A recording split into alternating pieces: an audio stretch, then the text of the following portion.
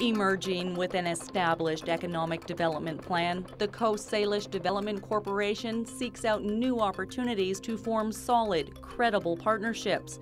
To raise investor awareness about what the Stz'uminus First Nations have to offer, the CSDC has identified the highest and best use of the land that is available, making these opportunities more affordable and more flexible for future investment. We had a very strong council and had the drive to make change and make sure economic development was a key part of building the future of our nation. You can't be nothing but excited about what has happened and where we're going, and I just got to thank council and the community, the people, for the time and effort they put into making sure this all works. As the next big step in economic development for the Stz'uminus First Nations, the Four Corners project is an immediate opportunity situated along the Trans-Canada Highway at the intersection of Oyster-Stolo Road. Approximately 25 hectares of land is designated for development over the next 5 years.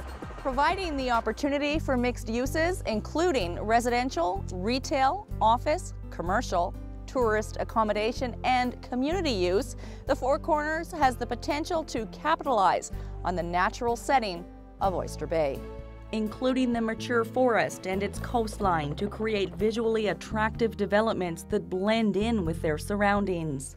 Regional economic development cannot be isolated to a single community. The north end of the Cowichan Valley Regional District, we have several communities, whether it's First Nations, the town of Ladysmith, North Oyster, or Saltaire. And so we all benefit collectively as we move forward from economic development. It provides jobs close to home. It provides essential resources to provide the services that a growing community needs.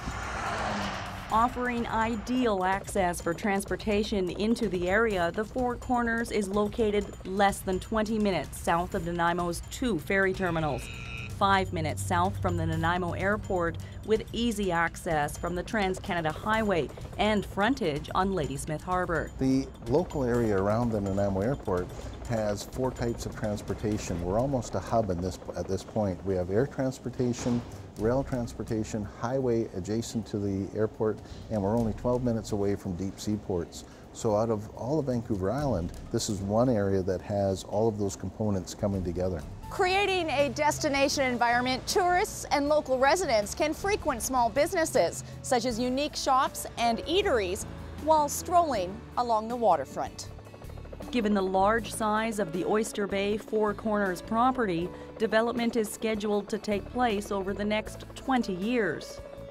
Adjacent to the Four Corners property sits an additional 140 acres of undeveloped land designated for residential use under the Heart Lake Development Partnership.